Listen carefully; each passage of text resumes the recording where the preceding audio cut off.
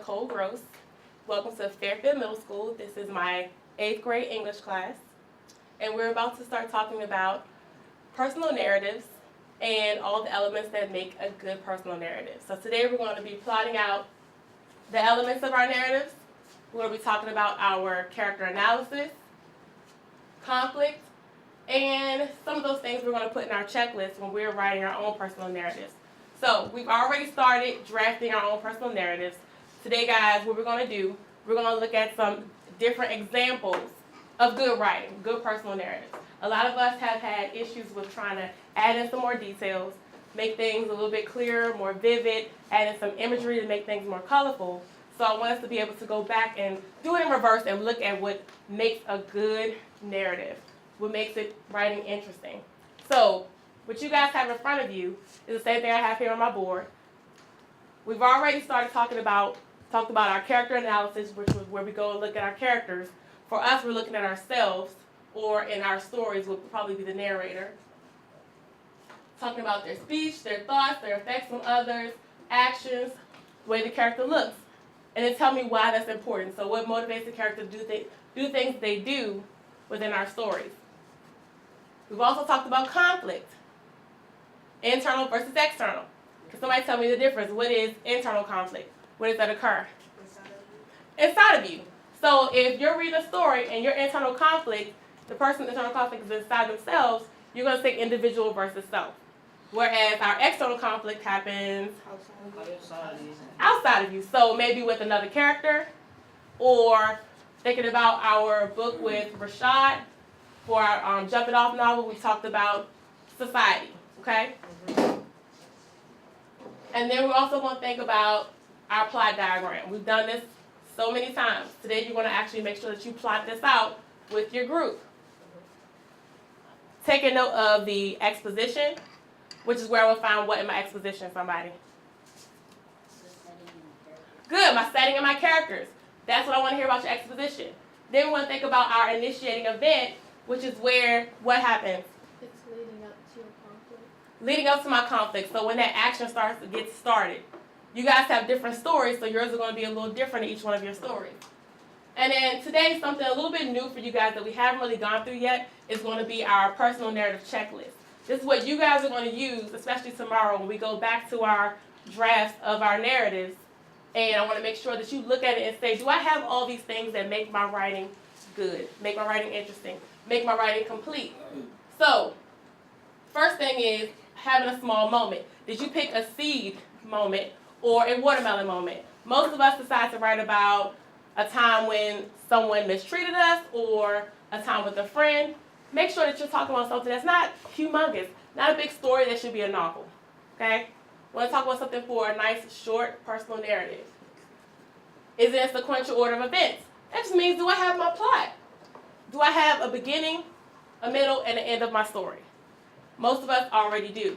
But I want you to make sure you focus on knowing whether or not you have transition words or not, okay?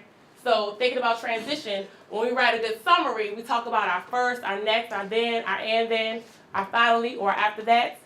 Those are the transition words you're looking for. So in your writing today, when you read your story, with your sticky notes, you're going to be able to actually, on your sticky note, I want you to put the transition words that that author used in their writing for your transition portion. Vivid exact details. Did you zoom in on important events and stretch them out? We talked about how, in our writing, I don't want you guys to write me a summary of your story, okay? The pizza story from Friday, in the pizza story, I could simply say the girl was embarrassed when she dropped her pizza into some mashed potatoes at school, and everybody laughed at her. But that's not what happened. That story was stretched out. It gave us details. It talked about how she felt. It talked about how her face started turning red. It talked about, it had some dialogue in there, which is part of what's in our chart too. Do I have any appropriate dialogue? That doesn't mean I want you to have a whole conversation, okay? No whole conversation, but you can have a few little pieces to make it interesting. Make sure your emotions come out in there. I want to know that how you feel. If you got to have to use a thesaurus, talk about your feelings, that's fine. You can go online, use the thesaurus online. I have some in here. But make sure that we're explaining our emotions, and I can feel that. So on your assignment today, when you're reading, I want you to make sure you look at those moments where the author of your story explained their emotions, and make sure you put that on your sticky notes on your charts. And then reflective ending. We've talked about having a theme in our writing or a lesson to our story. So did I, or even the author we're talking about today, share what I learned or how the event changed the character or changed me? Because a good story is going to have a climax. When we talk about our climax, it's usually our turn of events where the character changes or the story changes. In your personal narratives, usually something happens where you change. Or maybe you didn't change. Explain that as well. So, for you guys today, everybody has their own story. They're a little bit different, so let's make sure we stay within our groups. But I want you to go through and read the story together. I want you to plot out all the elements of your plot, from your exposition to your initiating event, all the way up to your climax. Don't forget your rising and falling actions, as well as your conclusion or resolution to your story. Okay? Any questions about anything so far? All right, you may begin. And I'm going to walk around and help you. So home, my neighbors mostly retired people with perfect front yards. One retires. Joe Ferris lived on the corner because of our time together last summer. He and I had built a special relationship. At the start of the summer, Joe and I didn't get along too well. He was very picky about his yard. Every morning he was doing something to make his lawn look better. If we were goofed around or stepped on his grass, Joe would yell at us from his front porch. Right. So you can actually go ahead and start putting that stuff on here too. You can stick it up or you can write it on your expo. So your characters and your setting. His grass was getting brown and some weeds were growing in spider beds. It wasn't like Joe was letting things go. I didn't dwell on it. To choose from, and about 3/4 of them were white, of course. About every 15 minutes, a salesperson followed us around and asked if we needed help, as if we were retired or ex-cons. My mother really dislikes it when salespersons constantly ask if we need help. She feels if she needs their help, she'll ask for it. Finally, after about 2.5 boring hours of looking for any scratches or marks on the dryers and refrigerators that might fit best in our new apartment, my mother picked a dryer and refrigerator that were just right. She then let the salesperson know, and he replied with a smile, "All right, thank you. You can pick up your items in the back." In about 5 minutes, my mother said thank you in a nice, friendly voice and walked across the scorched pavement to drive the truck to the back. When we got back, there were about 3 open spaces for picking up appliances. My mother chose the first parking spot she saw, which was by a white family's car. Then she showed the employees the receipt for the appliances she had just bought. They said, "All right, we'll be with you."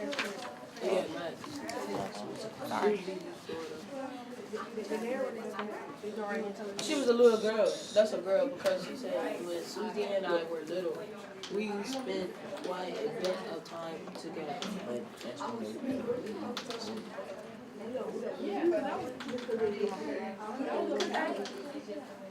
But we know she's a girl because why would a boy hang out with a girl? So what's gonna be the rise in action? The initiative right here is going to be Joe fell down. Right here? Yeah, fell down. Initiating action, then this is the rise. They're initiating. No, we need the falling action. We need the rise. So, We need what? So No, I'm talking about for right here. We need down we what? got he just fell down while doing his guard. So we need what's that action? I forgot. No, not rising. I'm talking about the one that go into action. To go right here. That's okay. Initiative event. Yeah, initiating the event. So it's when His mom, I met his oh no, the comics when they call and say that his dad died. I met his Susie died. That's the And the initiative event is when the call happens. Santa Ana, it's near Newport Beach. Okay, not very.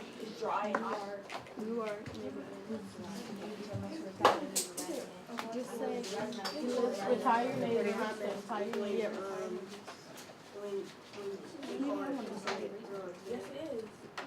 Was that when the character started to change? Or did the character?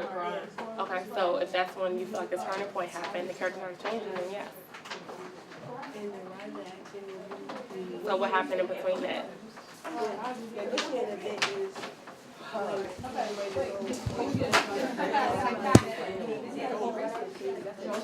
Right, exactly, good. So make sure you tell him so he knows to write it on here. So you can put in a sticky note, either one is fine. Y'all doing a really good job. How we doing? Dorian, can you pass this?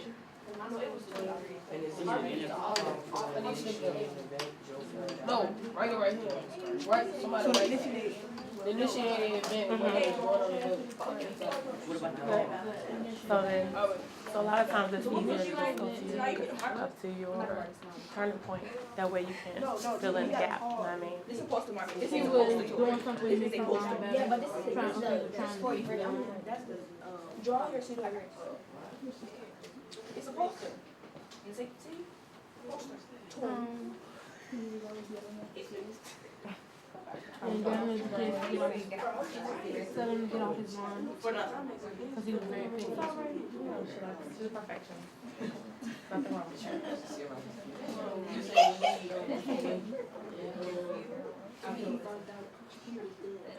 I think they get this paper. Alright, so what about your, so what's your initiating event?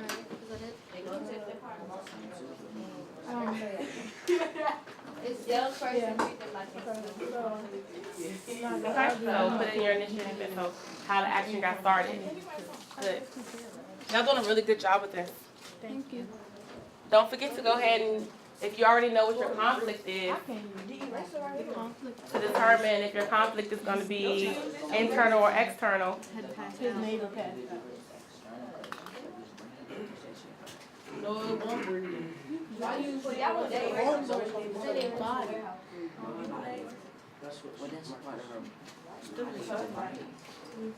So here, remember this though about the story. Let's think about it. So who's our main character? The narrator. Okay. So the narrator is telling you a story about what happened to her friend Susie. Okay. So what's the problem with in Susie? What was the problem with what was going on with the narrator and how she felt about Susie? Okay. So then that makes it what kind of conflict? No. Yeah. If it was internal, right? Because her conflict is within herself and how she felt about losing her friend. Good. Because she felt sad because she was losing her best friend. That was her child. Good. So you put individual versus if it's internal. It's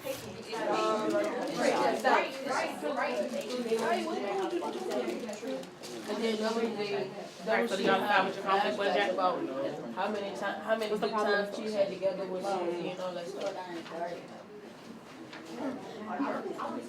Okay.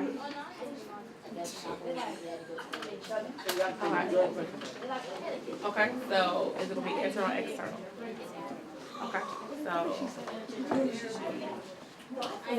She started having flashbacks. She said when Susie and I were quite, And then you gotta say what the conflict is, and then don't forget to put in there how the character changed.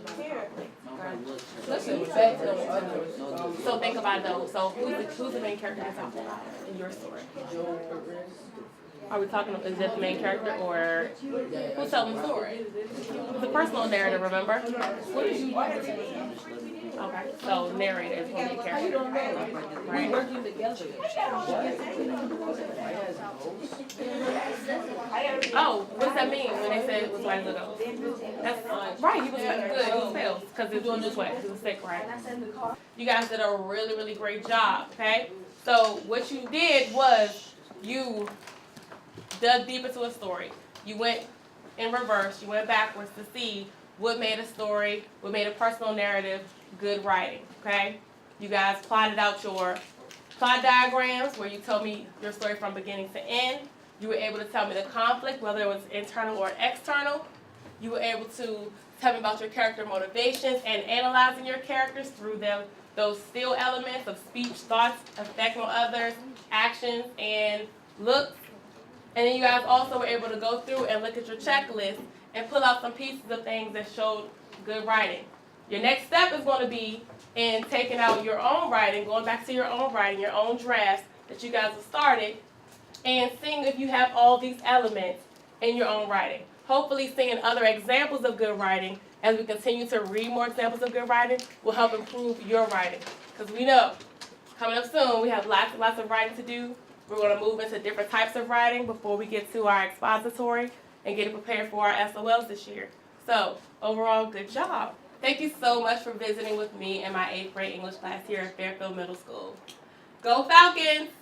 Bye.